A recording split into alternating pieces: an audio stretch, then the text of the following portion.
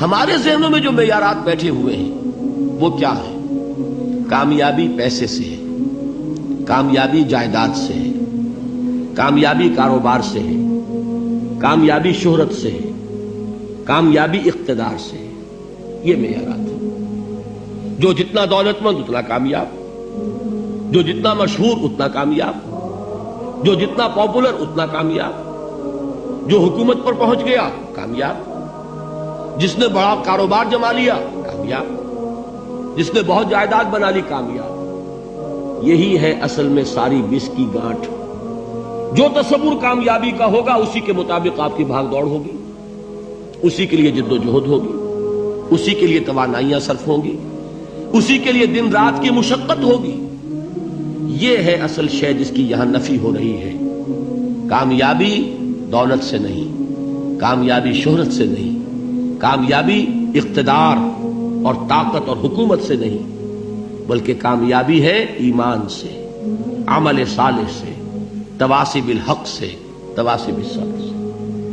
آپ غور کیجئے اس نقطہ نظر کا، اس ایٹیچیوڈ کا، یہ جو مینٹل ایٹیچیوڈ ہے، اس کا بدل جانا ہی انسانی شخصیت کے اندر انقلاب برپا کرے گا. اب آپ کا نتیجہ کیا نکلا؟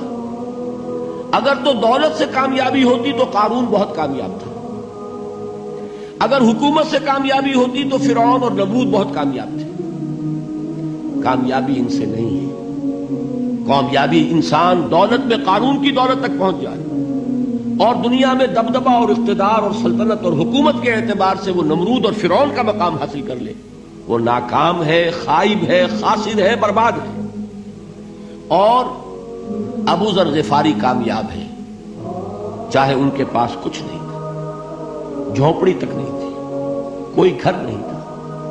حضور نے فرمایا ہے اللہ کے کچھ بندے ایسے ہوتے ہیں جو کسی محفل میں جانا چاہیں تو انہیں اجازت نہ ملے، جو کہیں اگر رشتہ کرنا چاہے کوئی ان سے رشتہ کرنے کو تیار نہ، کہیں کوئی سفارش کرنا چاہے تو ان کی کوئی بات ہی نہ سنے. لیکن اللہ کے ہاں ان کا وہ مقام ہے کہ اگر بھولے سے بھی کسی بات پر قسم کھا بیٹھتے تو اللہ ان کے قسم کی لاج رکھتا ہے. یہ ہے فرق.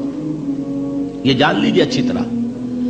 اس بات کا مان لینا آسان، اس پر سبحان اللہ کہنا آسان، لیکن اس کے مطابق آپ کے اپنے ذہن کا بدل جانا بہت مشکل. اس لیے کہ ہم متاثر ہوتے ہیں اپنے ماحول سے. وہ بڑا محل ہے، دیکھ کر ایک دفعہ جھجری آتی ہے، وہ بڑی سی 20 فٹ لمبی کار سناٹے کے ساتھ آپ کے پاس سے گزر گئی. ایک دفعہ اعصاب کے اندر ارتعاش ہوتا ہے، محسوس ہوتا ہے بڑے یہ نصیبے والے لوگ ہیں، بڑے خوش نصیب، بڑے کامیاب.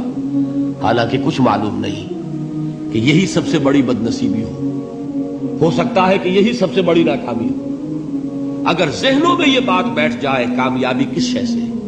یہی وجہ دیکھیے قرآن مجید میں بارہا آپ دیکھیں اولئک ھم المفلحون، یہ ہے لوگ کامیاب ہونے والے.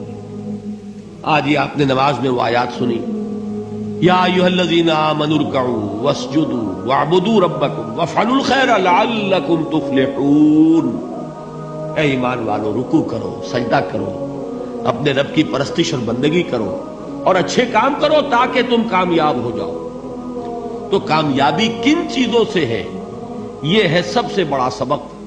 یہ ہمارے دل میں اگر بات بیٹھ جائے، ٹھک جائے، تو زندگی بدل جائے گی. صبح و شام بدل جائیں گے، نقشے بدل جائیں گے، بھاگ دوڑ کا رنگ بدل جائے گا، ویلیو سٹرکچر بدل جائے گا. آج وہ ایک چیز نہایت اہم نظر آ رہی ہے، کل نہایت غیر اہم نظر آئے گی. جیسے کہ حضور کی حدیث ہے، مالی ولی دنیا، مجھے تمہاری اس دنیا سے کیا سروکار ہے.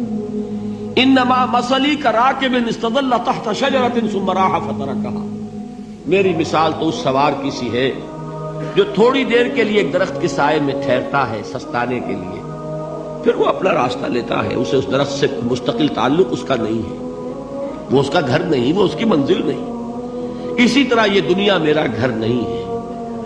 اب دیکھیے ہم کہتے ہیں انا للہ و انا الیہ راجعون، ہم تو مسافر ہیں، ہم اللہ کے پاس سے آئے، اللہ کی طرف ہمیں لوٹ جانا ہے. کن فی الدنیا کانک غریب و عابر سبیل، حضور فرماتے ہیں دنیا میں ایسے رہو جیسے کہ تم اجنبی ہو یا راہ چلتے مسافر. لیکن یہ طرز عمل کب ہوگا؟ جبکہ یہ آیت ہمارے ذہنوں کے اندر بیٹھ گئی ہو. والعصر ان الانسان لفی خسر الا الذین آمنوا وعملوا الصالحات وتواصوا بالحق وتواصوا بالصبر. یہ ہے اصل بات جو میں نے عرض کیا تھا کہ میں بتاؤں گا صحابہ کیوں ایک دوسرے کو یاد دلاتے تھے. اس لیے کہ دیکھیے جیسے برف باری اگر ہو رہی ہو، آپ باہر نکلیں گے تو برف آپ کے کپڑوں پر جم جاتی ہے نا، تو آپ جھٹکتے ہیں کپڑوں کو تاکہ برف ہٹ جائے. ہمارے ایمان پر اس دنیا میں رہتے ہوئے جب ہم متاثر ہوتے ہیں ماحول سے تو گردہ آ جاتا ہے، برف پڑ جاتی ہے. اس کو جھٹکتے رہنے کی ضرورت ہے، اور وہ جھٹکنے کی بہترین اور مؤثر ترین شکل یہی ہے کہ یاد رکھو کامیابی ان چیزوں سے نہیں ہے. چمک دمک جو ہے دنیا کی، یہ ساری چمک دمک جو تمہیں رجھا رہی ہے، جو تمہیں اپنے اندر گم کیے ہوئے، یہ لفظ گم پر اقبال کا وہ شعر یاد آ گیا کہ کافر کی یہ پہچان کے آفاق میں گم ہے، اور مومن کی یہ پہچان کے گم اس میں ہے آفاق. تم گم نہ ہو کر رہ جاؤ، اس میں مبہوت نہ ہو کر رہ جاؤ، مرعوب نہ ہو کر رہ جاؤ. دنیا ہی کی محبت تمہارے اوپر ڈیرے نہ ڈال دے، تمہارے دلوں کے اوپر مسلط نہ ہو جائے. لہذا تازہ کرتے رہا کرو والعصر ان الانسان لفی خسر الا الذین آمنوا وعملوا الصالحات وتواصوا بالحق وتواصوا بالصبر. پھر یاد کر لو، پھر تازہ کر لو اپنے اس یقین کو کہ کامیابی دولت سے نہیں، کامیابی ثروت سے نہیں، کامیابی اقتدار سے نہیں، کامیابی شہرت سے نہیں، کامیابی جائیداد سے نہیں. کامیابی ہے ایمان سے، کامیابی ہے عمل صالح سے، کامیابی ہے تواصی بالحق سے، کامیابی ہے تواصی بالصبر سے. یہ چار چیزیں ہیں کہ جو کامیابی کے لوازم